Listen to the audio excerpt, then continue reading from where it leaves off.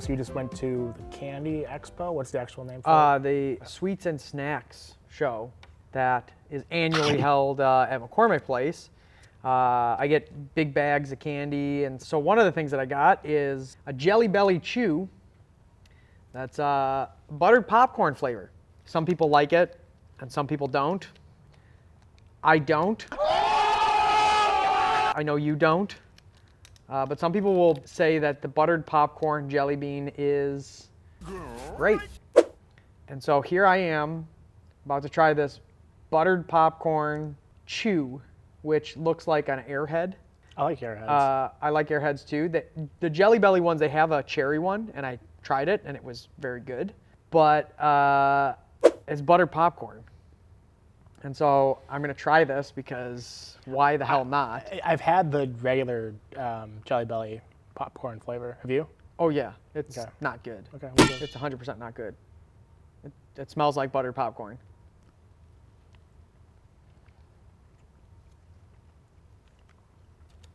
Tastes like butter popcorn. That's gross. Tasting something that, because like you like the taste of popcorn. Yeah. I'm in love with the taste of popcorn. But tasting something that's not supposed to be what it tastes like is like the most disgusting. Ever like drank something and it wasn't what you thought it was going to be? If you thought it was water and it was actually orange juice. I like orange juice, but I'd have a visceral reaction to Like the first time I had Malort. Yeah, that's probably a good example. But you thought it would be anything else. That's a good example. Like if the popcorn was flavored like an Airhead, Yeah. that'd be disgusting. Disgusting! And I'm eating the buttered popcorn now, which is actually cheesy popcorn, to get the bad taste of my mouth out of my mouth of this fake buttered popcorn Jelly Belly. In the comments, please let us know what you think. Are you team buttered popcorn or team buttered popcorn sucks? I think it's gonna be a lot of team buttered popcorn sucks. I hope so. But the reason I bring up the Candy Expo is the episode we're going to talk about today is near and dear to your heart, of The Simpsons. Yep. Just drop me off here.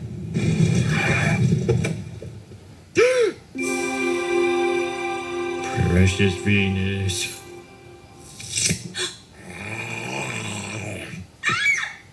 Thank you. Homer Badman. Homer Badman, 1994. Way ahead of its time. Oh, yeah. Where Homer gets in trouble in the public eye and gets bad publicity for being accused of grabbing a woman's ass because a gummy was stuck to her butt after he went to the Candy Expo. I'm sure this is a problem that you've come across after going to the Candy Expo every single year. Every single year, I hope that I'll get to encounter the Gummy de Milo. And every year, I'm left disappointed. There are no Gummy de Milos. There's no Gummy Michelangelo. Like, there's nothing. And I'm left with just bags and bags of candy as my consolation prize from this show, which is, truth be told, pretty awesome. My wife, I had always wanted to go since seeing this show in particular. And for 1 year, my wife was able to surprise me by using an in to get us into the show because it's an industry-only show. And so since that time, we've gone just about every year. Not every year, but just about every year.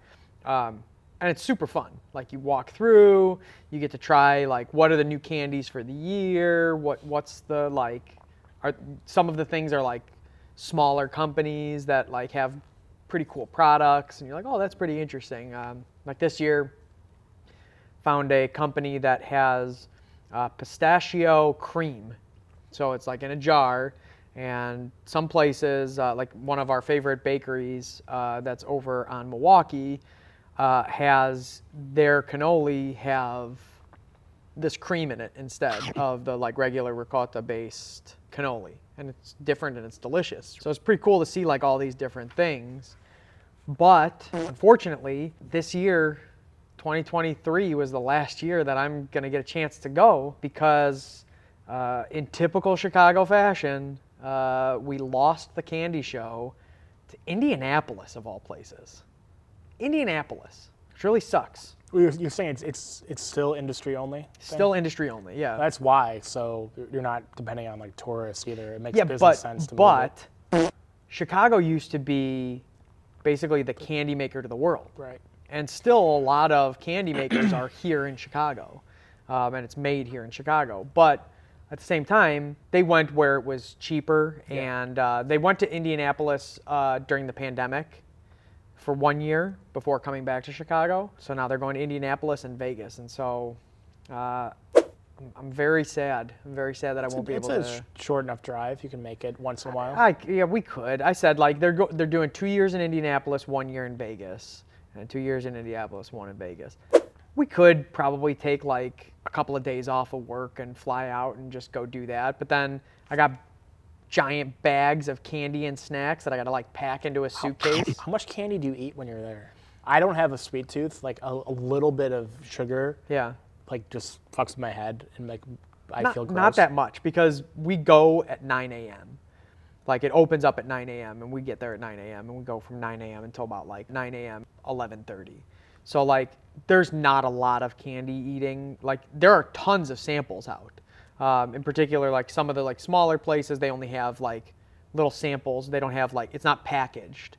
So some places have the packaged candy already, and then you just put that shit in your bag and take it home and eat it 7 years later or whatever it is. But other places, they have like caramels or like fancy chocolates, and it's just, that's what's there. So you said you bring bags. You don't make Ann do what Homer made Marge do? I mean, thankfully, I don't have to make her do that because they give you tote bags that are like reusable grocery bags, and they're pretty big.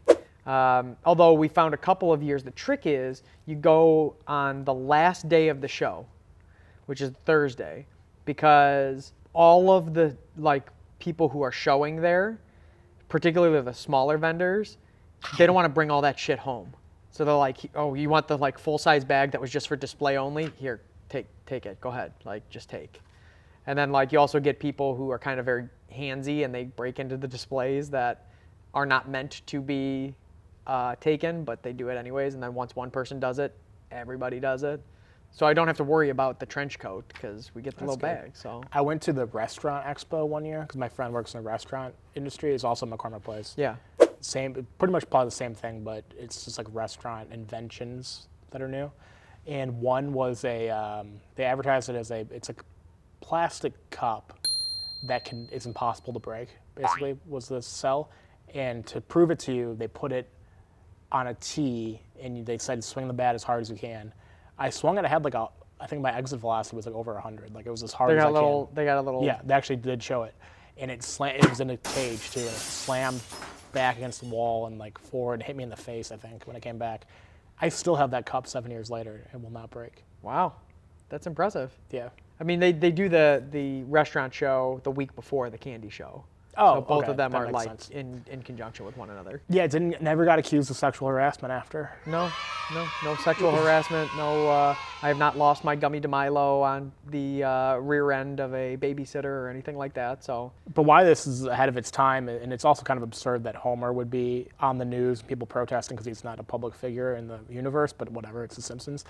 But it's ahead of its time because how many people have had to make public apologies for something in the last decade and a half? yeah, I mean that in conjunction with the media twisting a story the way that they wanted it Yeah. to be. Now it was Oh, yeah, the like, edited supposed to be like interview. Inside Edition with like Homer, and then like, you know, they pause it and it's like, You can see the clock moving in the yeah, background. yeah. Somebody had to take the babysitter home. Then I noticed she was sitting on her sweet can. I grabbed her sweet can. Oh, just thinking about her can. I just wish I had her sweet can. Additionally, ahead of its time because groundskeeper Willie was taking video of stuff, and he's Yeah. the peeping Tom afterwards, and so then, you know, Homer saying, "Oh, TV, let's never fight again," and then he's, you know, saying, "Yeah, get that peeping Tom," and I forget Marge or Lisa was like, "But he saved you. Didn't you learn your lesson on any of this?"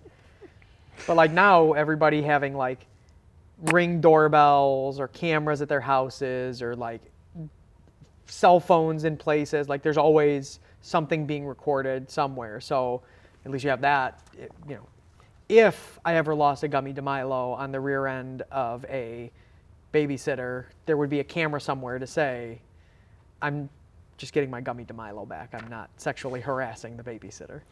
I think if this episode came out now, it'd actually be too on the nose. Yeah. It'd be like making fun of the media and cancel culture and all that stuff, where it'd be like kind of an eye roll. Yeah. Because it's almost 30 years old, which is kind of crazy to think about. Because it's almost 30 years old, it's like foreshadowing. It's kind of like how the line about President Trump in that one episode we talked about, yeah. As you know, we've inherited quite a budget crunch from President Trump. is funny because it's a hindsight thing. Yeah. If they did that now, it'd be like, come on. I mean, that's the beauty of The Simpsons, right? Is that, and They've that's the done joke everything. too, is they've done like everything. The Simpsons have done it. Like that's the South Park joke, Yeah. right? A good way to prove that, and it never fails, if you're looking for a GIF or a meme to send to somebody, let's say a GIF, and you like know what kind of expression you want to, or like joke you want to make, but you don't know which reference you want to make, just Google that thing, Simpsons GIF, there will be something. Oh, for sure. For sure. There's always one. Yeah, I mean, there's always some. I mean, they've also been on the air for a very long time, probably too long at this point. It is too long. But this is in the heyday of the show, which is just everything was like it was perfect. It was perfect.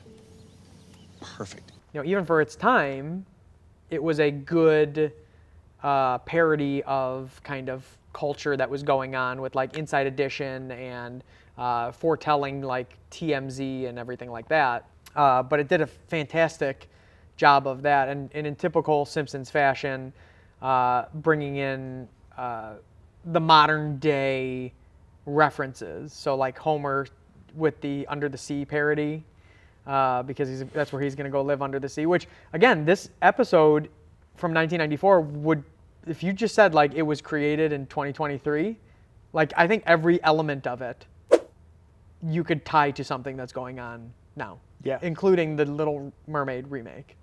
Yes. Yeah, this one's very cool. Like, I'm trying to think if there's another one that I want to pull in that's the same way, but this one might be the tops of like culturally relevant and like in hindsight. Like this episode is very culturally relevant to 2023 in a way that anything made in 1994 probably is not. 100%. amazing. Yeah. Is this, I would love to, if I had a ton of time on my hands, and I mean a ton of time, would love to definitively rank every Simpsons episode. Oh god, that would take you a. Well, I also haven't seen like 300 of them. Yeah, that's because true. I stopped watching Yeah. 15 years But even ago. still, like, even if you were like, I'm gonna only rank the episodes from season 1 to season 10. Yeah, that's a lot. That's a lot of episodes. It's like 200 episodes. But this would be in my top 50? I mean, this is near the top for me. I mean, this is top 10. Top 10? This is top 10. Yeah.